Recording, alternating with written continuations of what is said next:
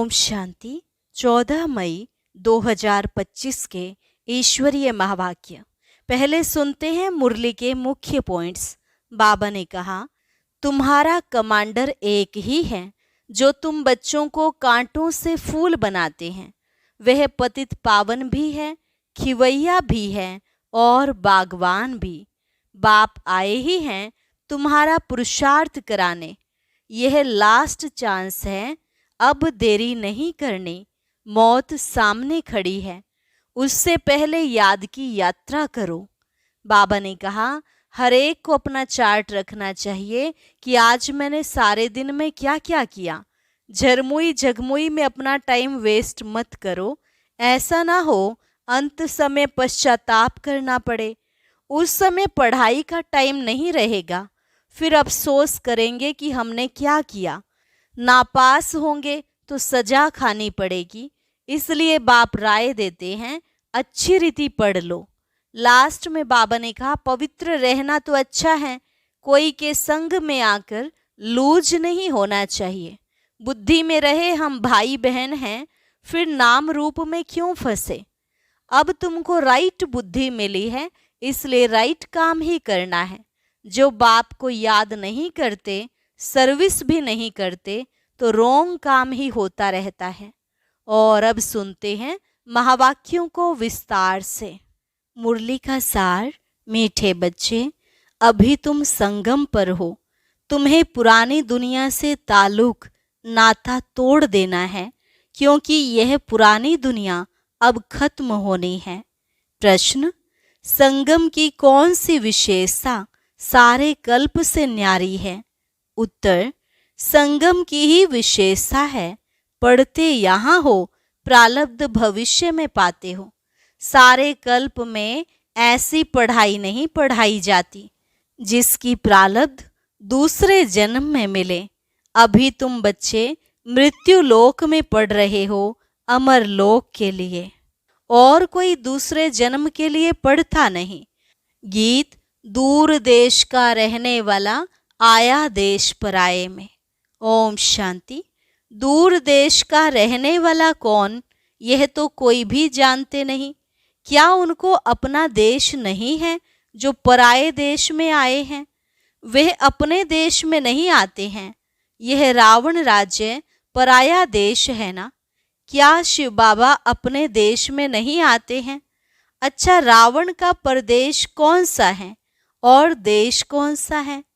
शिव बाबा का अपना देश कौन सा है, पराया देश कौन सा है? फिर बाप आते हैं पराये देश में, तो उनका देश कौन सा है?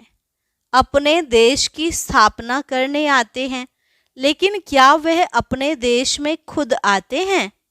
एक दो ने सुनाया। अच्छा, इस पर सब विचार सागर मंथन करना। यह बहुत समझने की बात है।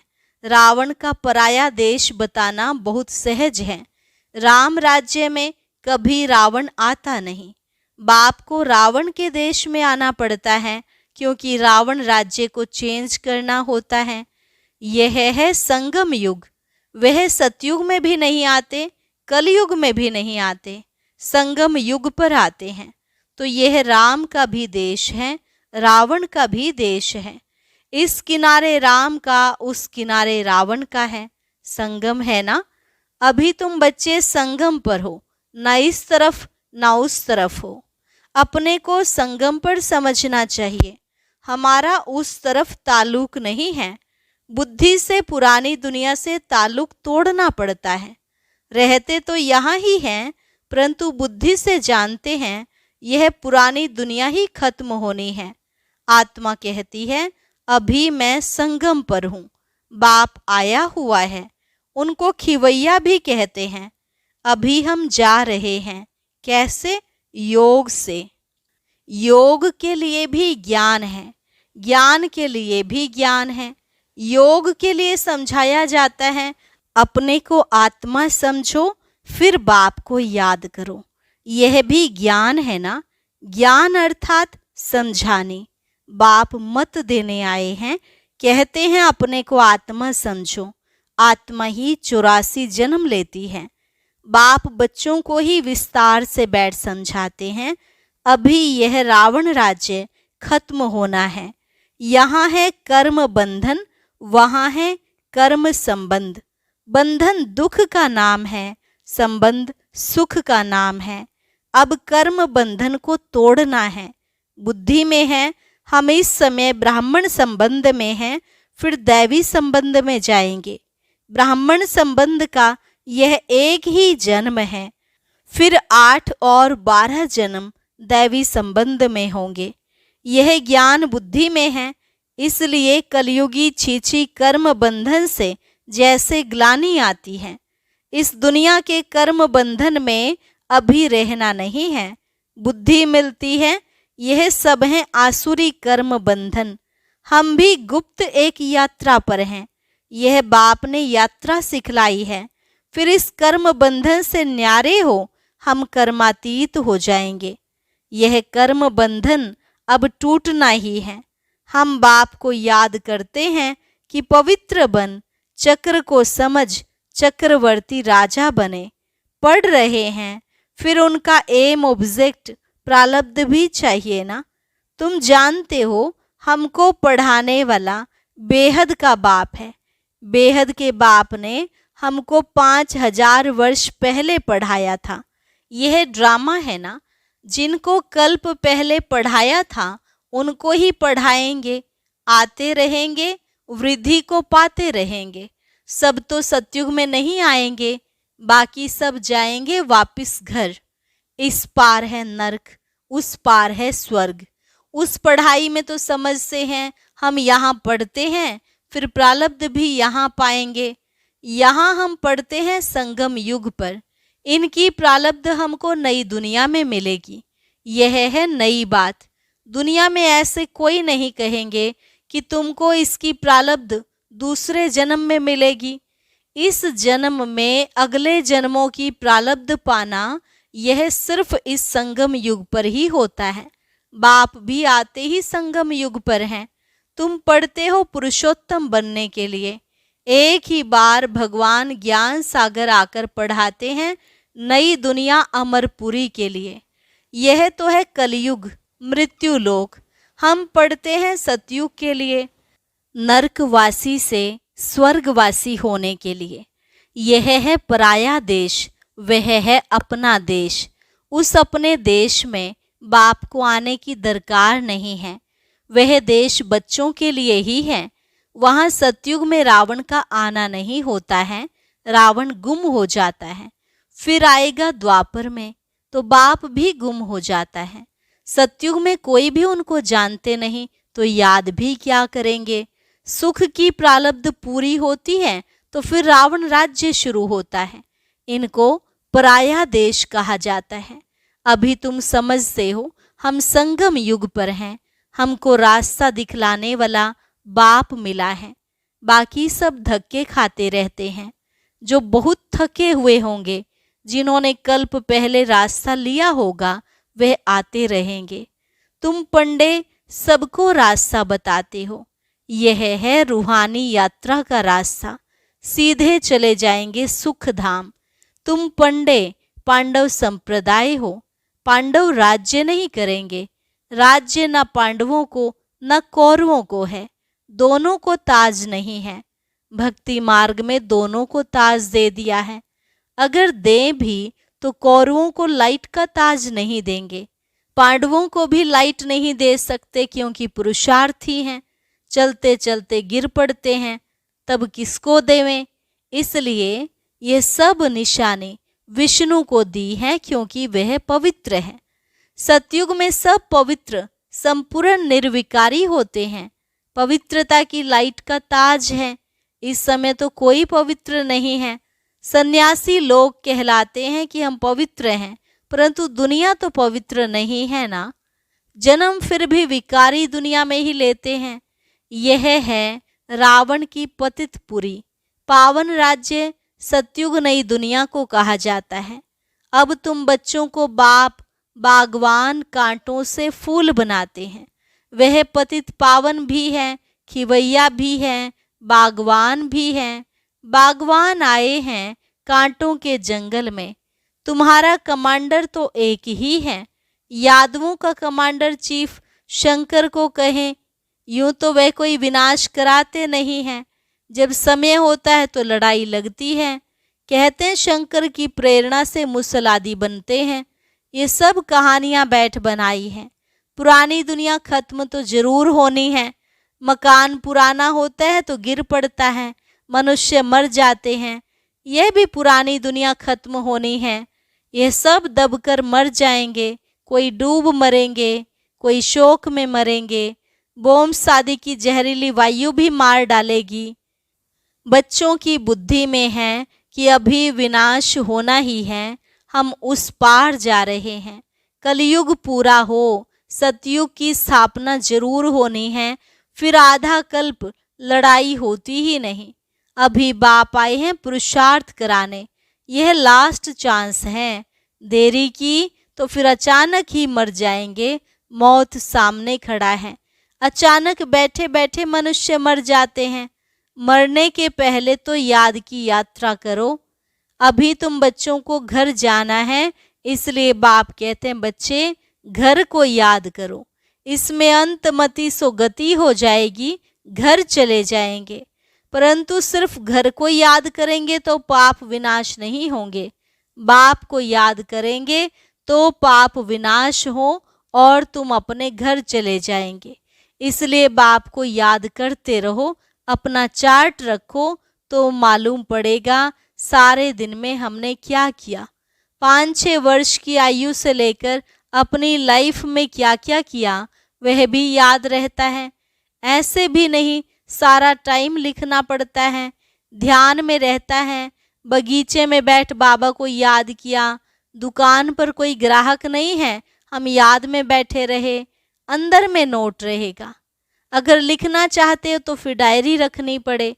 मूल बात है ही यह, हम तमो प्रधान से सतो प्रधान कैसे बने, पवित्र दुनिया के मालिक कैसे बने, पतित से पावन कैसे बने। बाप आकर यह नॉलेज देते हैं। ज्ञान का सागर बाप ही है। तुम अभी कहते हो बाबा हम आपके हैं, सदैव आपके ही हैं, सिर्फ भूल कर देह अभिमानी हो गए हैं।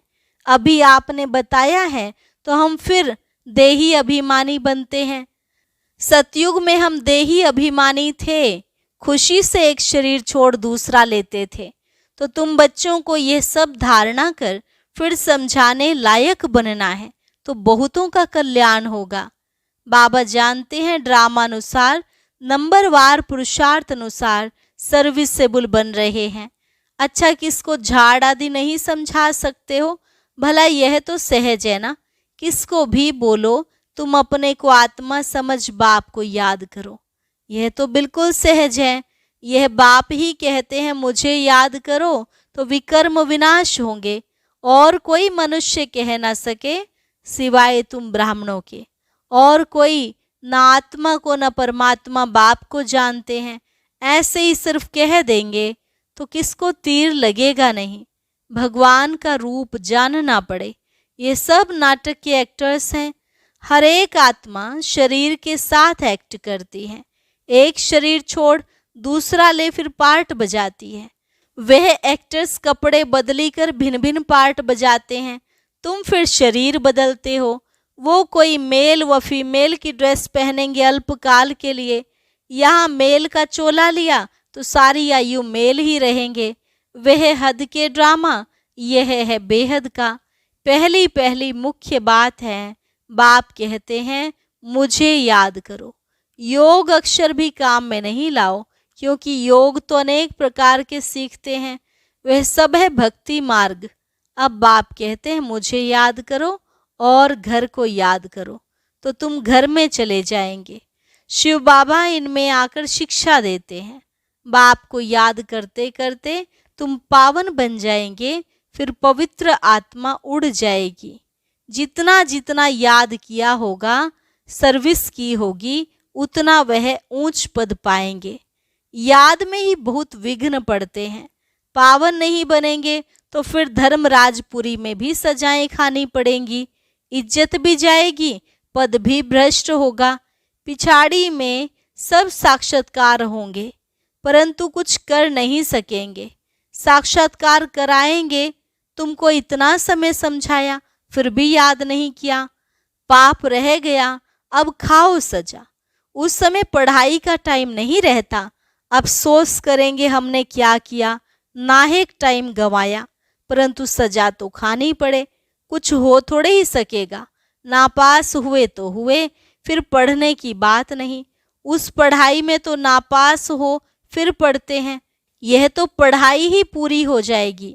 अंत समय में पश्चाताप न करना पड़े, उसके लिए बाप राय देते हैं, बच्चे अच्छी रीति पढ़ लो, झरमुई झगमुई में अपना टाइम वेस्ट मत करो, नहीं तो बहुत पछताना पड़ेगा।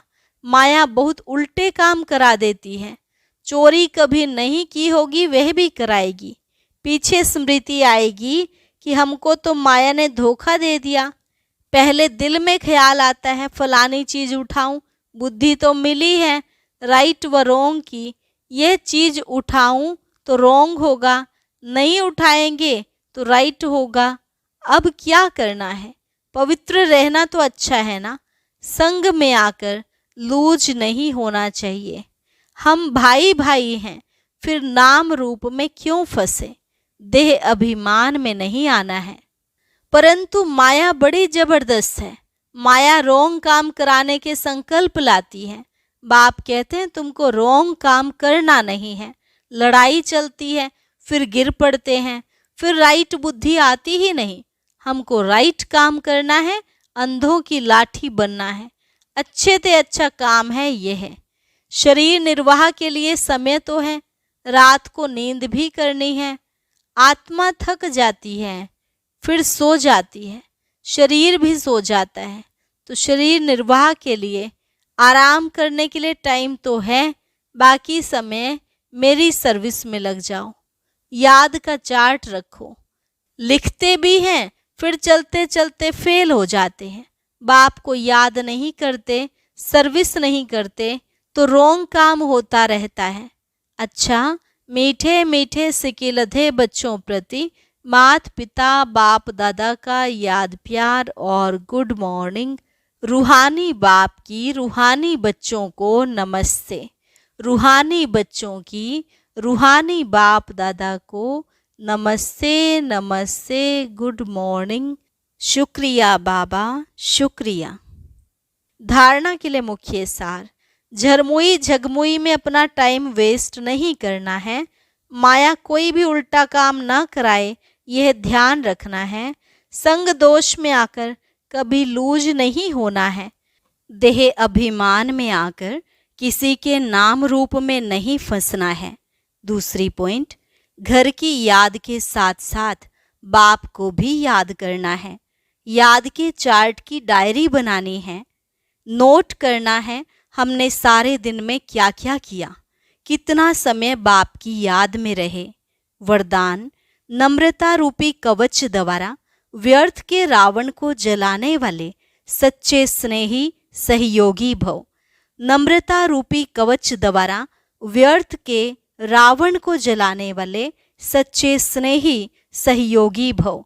कोई कितना भी आपके संगठन में कमी ढूंढने की कोशिश करे, लेकिन जरा भी संस्कार स्वभाव का टक्कर दिखाई ना दे। अगर कोई गाली भी दे, इंसल्ट भी करे, आप सेंट बन जाओ। अगर कोई रोंग भी करता तो आप राइट रहो। कोई टक्कर लेता है तो भी आप उसे स्नेह का पानी दो। यह क्यों, ऐसा क्यों, यह संकल्प करके आग पर तेल नहीं डालो। नम्रता का कवच पहन कर रहो। जहाँ नम्रता होगी वहाँ स्नेह और सहयोग भी अवश्य होगा। स्लोगन, मेरेपन की अनेक हद की भावनाएं एक मेरे बाबा में समा दो। ओम शांति। अब आज का अव्यक्त इशारा और ज्ञान मोती भी अवश्य सुने।